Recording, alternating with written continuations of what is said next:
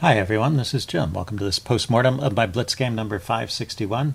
I kicked off with d4. My opponent played knight f6. He goes c4, the main move, and now he goes g6. So with this move sequence, black is indicating he wants to play either the King's Indian defense or the Grinfeld. At least those are the two main options. I'm okay with either of those. I continue with the main move here, knight c3. And he goes bishop g7. And now, let's back up. My intention is to play a fianchetto setup with g3 if he goes for the King's Indian, and that could be played immediately, this g3 move.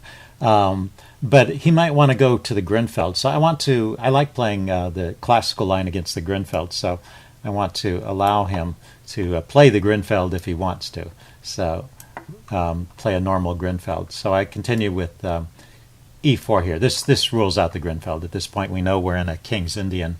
And there's a couple of moves that black has here, but the main one is d6, and so that's kind of what I was expecting. And then after that I can play g3, so I get this fianchetto setup against the King's Indian that I was looking for.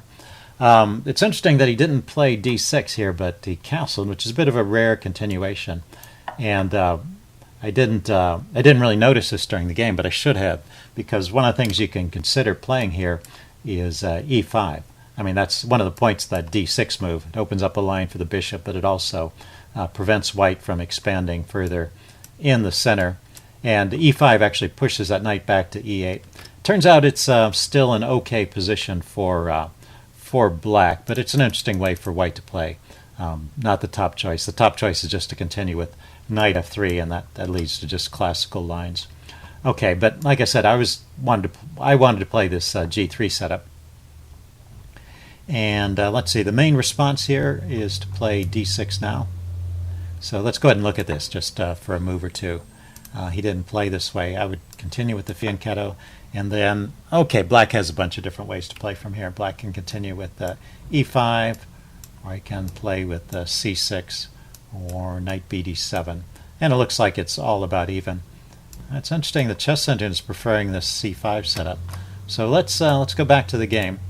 In the game he played c5, and we're just out of the opening book at this point.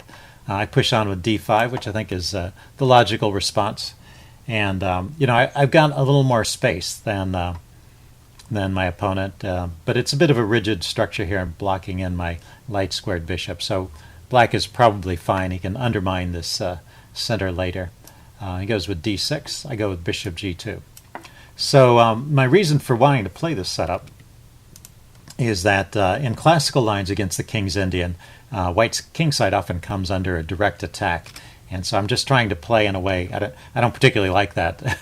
It is maybe technically the best way for white to play. So anyway, I just don't like it when my king comes under attack like that so quickly. So anyway, I'm experimenting with different setups to see if I can find a way where I can play for an advantage without giving black so many counter chances. And this might be okay, although it looks like and black can probably equalize here with good play. Black helps me out a little bit by playing this bishop g4 move. I can just play f3. Helps with my building up this solid structure in the center, and he has to move the bishop again. So I continue with knight to e2. It has blocked this development for my knight, but this is an okay square for the knight too. He goes a6, preparing to expand on the queen side, and I play a4 to stop it. And he goes queen a5. And so you see I've actually got a pretty good position at this point, mainly due, I guess, to that bishop g5 move. But I don't play it the best way from here. For one thing, he wants to play this move b4, and I thought I had stopped it with these pawns, but I failed to notice that this knight is loose over in the corner, so this pawn is pinned. So I haven't really stopped him from playing b4. I need to play a move like bishop to d2 or bishop to e3, something like that, to defend my rook, and that really stops his pawn push. So I was ignoring that and just castling here. And now he hits on this move b5, which helps black get some good counterplay here. So I play bishop d2, finally defending and threatening to take that pawn, and now he can either push forward and gain some space on the queen side, or he can grab the c4 pawn. It's actually better for him just to push forward, and he's gained something with all this extra space on the queen side. This pawn on c4 isn't that important. It's pretty easy for me to round it up. So, there's another point here which I didn't appreciate, which is the square is now available for one of my pieces. I mean, momentarily it's got his pawn there, but that's not going to stay. And so the best move here is this kind of clever move, knight b5. I considered this move because it comes with a tempo. The bishop is attacking the queen, so it's like a free move. But I didn't see where the knight was going from that, from the b5 square. Didn't look like any of these forward squares. They're all covered. So it didn't look like it was going anywhere.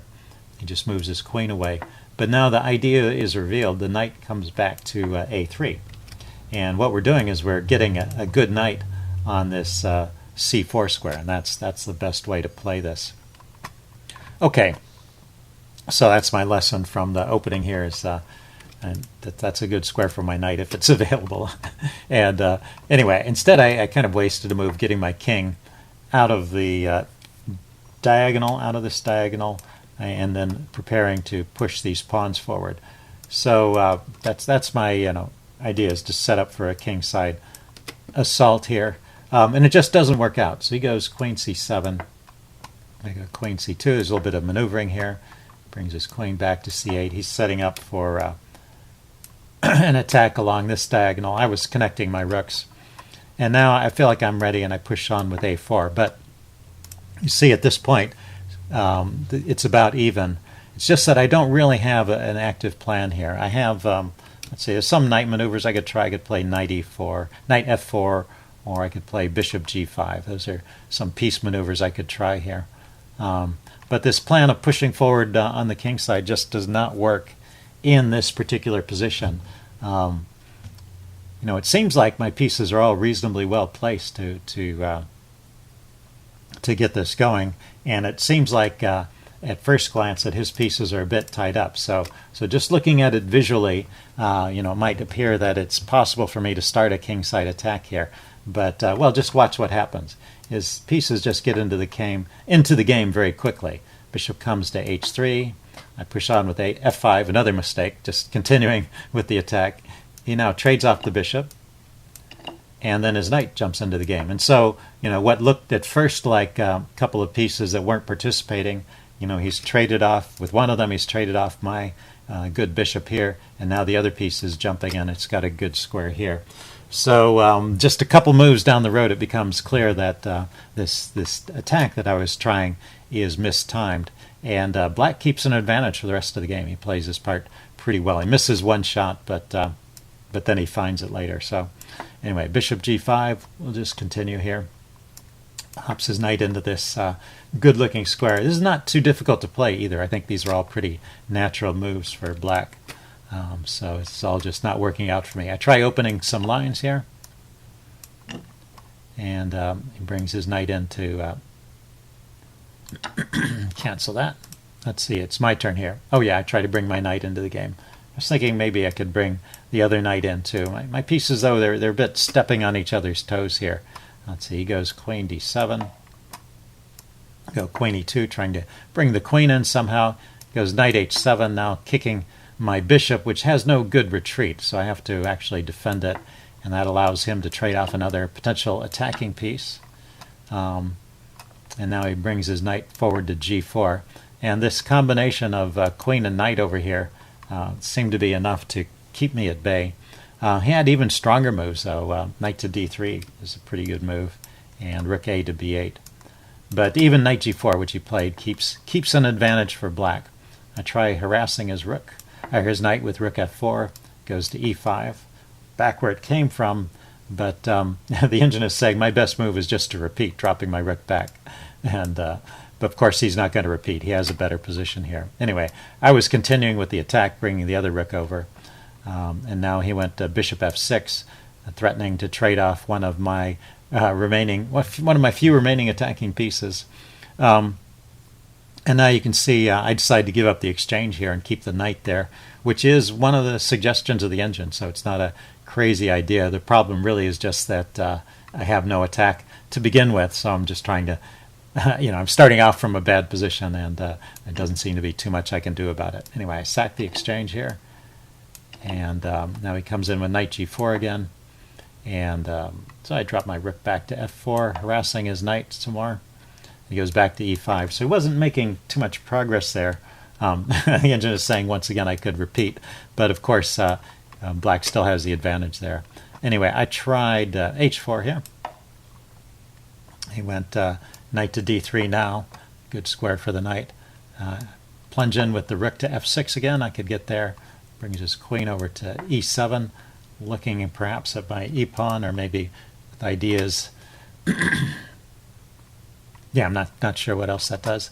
And I go queen f3. So queen f3 is a huge blunder if you want to pause it and see if you can figure out what black should play after I play queen f3.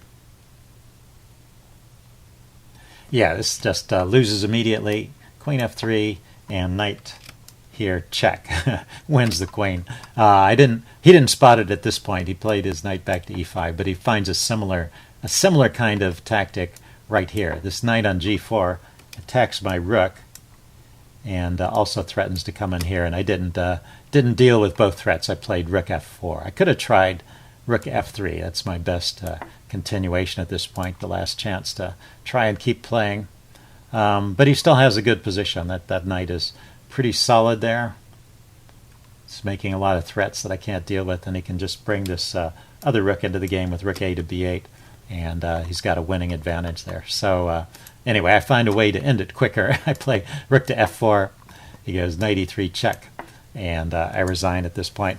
So anyway, I thought that was an interesting game. Hope you guys enjoyed this. Leave any comments you have in the section below, and I will see you again soon. Bye.